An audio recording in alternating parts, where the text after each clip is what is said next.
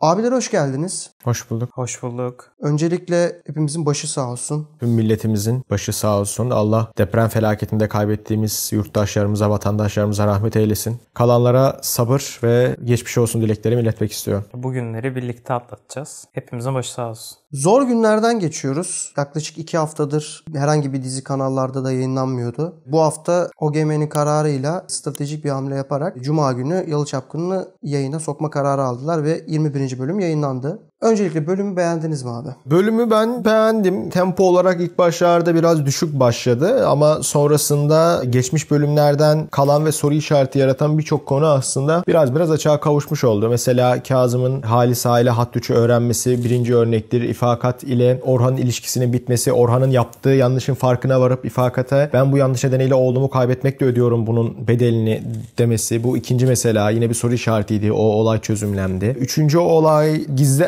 diye bahsettiğimiz Latif'in artık evin neredeyse bütün idaresinden sorumlu olması ve Halisa'nın artık yavaş yavaş aileye güveninin de kırılmasıyla birlikte ipleri eline alması ve ofise gitmesi. Çünkü daha önceki bölümlerde de söylemiştik yani bunların işi nerede? Mesela Orhan işe gidiyor. Online çalışıyor falan. Hiç göremiyorduk yani. Demek ki bir iş yeri varmış. Holding'e gittiler. Halis tekrardan eski işine geri dönüş yaptı. Yani birçok konu aslında soru işareti kalan birçok konuyu açığa kavuşturdular. Hakeza Pelin konusunda da yine güzel bir bağlantı kurmayı başardılar ve zaten o sahnede son sahneye Seyran'la Ferit'in yatak sahnesine taşındı. Fanlar galiba memnun kalmıştır diye düşünüyorum. Bölüm sonrasında biz zaten Twitter'da ve Instagram'da bir anket açtık bölümü beğendiniz mi diye. %80 aslında bölümün beğenildiği konuşuldu. Dizi romantik komediye geri döndü. Uzun zaman sonra dizi de yılının içerisine girilip oradaki incelikleyen hikayeler işlenmeye başlandı bu bölümde. Bunlar güzeldi. Bazı hikayeler kestirip atıldı zaten gereksizlerdi diye düşünüyorum. Ben ama şeye katılmıyorum. Pelo sahnesini bence öyle bir sahneyle aklayamazsınız. O sahnede de aslında daha önceden yaşanması gerekirdi ve daha farklı bir şekilde ilerlemesi gerekirdi. Ben bölümü beğendim genel olarak. O zaman bölüme direkt giriş yapıyorum. Seyran hatırlarsanız Halisa'nın yanına gitti ve bir şey açıklayacaktı ona ve bölüm orada bitti. Burada Seyran aslında Ferit'i Halisa'ya şikayet etti. Doğru. Ve daha sonrasında da hikaye aslında yeni bir derinlik kazandı. Bizi de bir masa sahnesi bekledi. Şimdi masa sahnesiyle alakalı yorumlarınızı bekliyorum. Öncelikle birkaç detay vereceğim masa sahnesiyle alakalı. Halisa masa sahnesinde şöyle cümleler kullandı. Orhan'a bir giydirdi. Pısırıksın sen dedi. Sonra Fuat'a Orhan'dan daha pısırık biri olarak lanse etti. Ev hanımı olan İfakat'e de lafı eskiden sen çok cahildin, çok cılız biriydin gibi onları rencide etti diyelim ve orada büyük bir gerginlik ortaya çıktı. Bu sefer yemek Halisa'ya değil, Halisa dışındaki herkese zehir oldu diyebiliriz. Ferit Korhan karakteri gerçekten ailenin yüz karısı. Yani bu masada doğru düzgün bir defada huzurlu mutlu yemek yenmeyecek mi? Gerçekten beni rahatsız ediyor. Yani güzelce sofralar hazırlanıyor, şeyler. Her sofrada Ferit Korhan'ın yaptığı bir hata, Ferit Korhan'ın yaptığı bir yanlış yüzünden bir gün Halis'e zehir oluyor yemek. Diğer gün ailesine zehir oluyor. Aileler içinde çözülebilecek sorunlarken bunların bu kadar derinleştirilmesi izlediğimiz şeyin aslında kurgusal bir dizi olduğunun da adeta kanıtı. O yüzden çok da bağlamamak gerek. Halis gerçekten artık bu bölüm dayanamayarak herkese zaten postayı koydu ve tüm idareyi Latif'e verdi. Bundan sonrası artık Halis'in yavaş yavaş ipleri eline alıp aileye de pek bırakmayacağını gösteriyor bize. Hocam masadan şöyle bir sonuç çıktı. Ferit Korhan Yalı Çapkınlığı'na aday olsun mu? Bakıyoruz bir çapkınlık vasfı yok. Bu bölümde de gördük bunu. Orhan karakterine baktığımızda bu bölüm Defne ile de konuştu. Eşiyle de zaten iyiydi arası. Ondan sekreterinin de kadın olduğunu gördük. Evet, sekreteriyle de kesin bir şey yaşanmıştır diye böyle bir aklıma bir şeyler serpildi mesela Ferit'in o kızla beraber konuştuğunda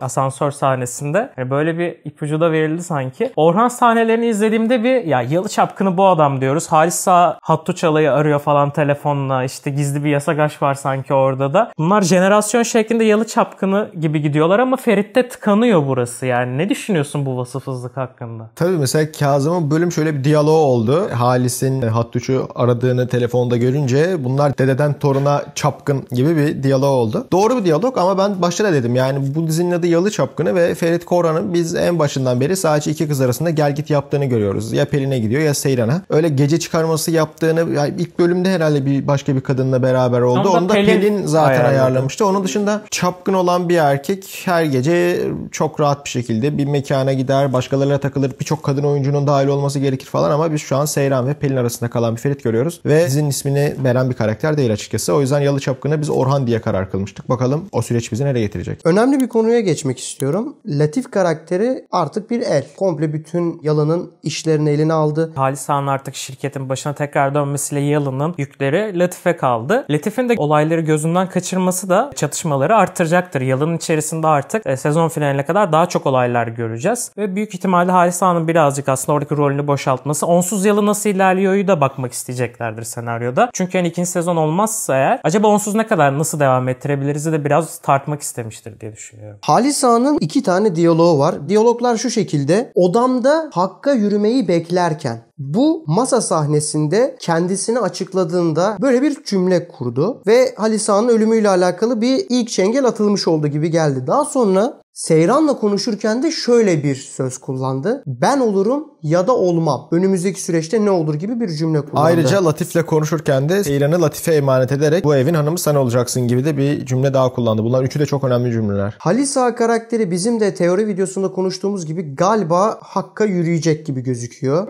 Tabii yaşı gereği. Zaten biz sezon finaline dair tahminlerimizde söylemiştik. Ve neredeyse tahminler şu an tamamı doğru şekilde ilerliyor gibi gözüküyor yani. Gidişata bakarsak. Daha sonrasında İfakat'in migren sıkıntısı ortaya çıktı tekrardan ve bu sırada Sultan yanına gelip yeni bir sırrı ortaya çıkardı. Yusuf ve Seyran ilişkisini onu açıkladı. İfakat'in de artık elinde bir koz var. Seyran'ın bundan sonra evin hanımı olacak kişi konusuyla alakalı düşüncelerinizi merak ediyorum. Şimdi Seyran İfakat ile zaten bir güç savaşına girmişti birkaç bölüm önce. Bu daha da dirileşecek. Artık canlandı. İfakat'in aksiyonu da artık yavaş yavaş azalıyor gibi Orhan'la ilişkisi de azaldığı için. Bu nedenle Seyran artık zaten yavaş yavaş o sertliğini, haşinliğini Halis Ağa'ya da gösterdiği için aslında biraz sivrildi diyebiliriz aile gözünde. Halis'in zaten Latife gelip de yani işte yarın bugün Seyran'ın hanım ağa olabileceğine dair sözler söylemesi bizim bu sözlerimizin doğruluğuna da bir işaretti. Ya galiba ikinci sezonda Seyran artık Yalı'nın tamamında ipleri eline alan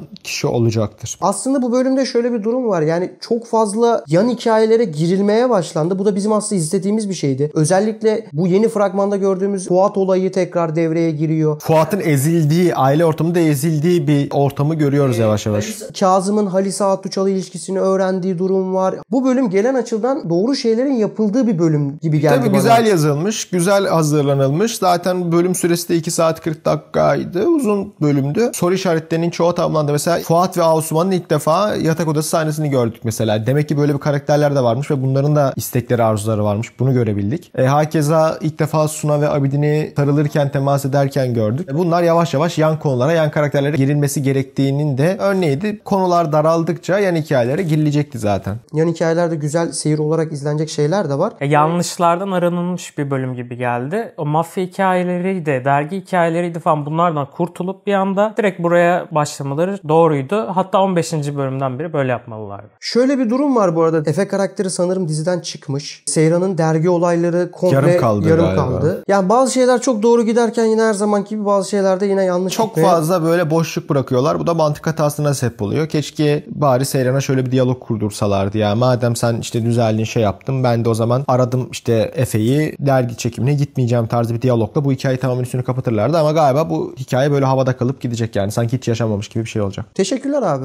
Biz teşekkür ederiz. Videoları beğenmeyi ve kanala abone olmayı unutmayın arkadaşlar. Destekleriniz bizim için çok önemli. Ayrıca hepinizi bağış yapmaya davet ediyoruz. Bizi beğenerek, severek izleyen tüm takipçilerimiz bizim nezdimizde de bağışçı olursa çok ama çok müteşekkir oluruz.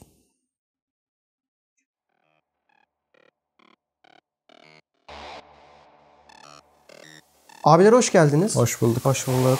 Mehmet Barış Güncer'in yine hiçbir suçu yok ki. Doğru. Peki Onur Güven Atam senaryo üzerinde bütün değişiklikleri yapıyorsa bu dizinin senaristleri memur mu yani? Şu da olabilir tabii ki. Buse Buğçe'nin menajeri sektörde biraz itibarlı bir menajer. Ama ben böyle bir şeye imkan vermiyorum. Baş senarist de, baş yönetmen de, baş Tek roman adam. yapımcıdır. Kesin tek adam yani. O zaman Onur Güven Atam'ı baş senarist ilan ediyoruz hocam. Ama sen öyle düşünmüyorsun galiba abi. Evet ya aslında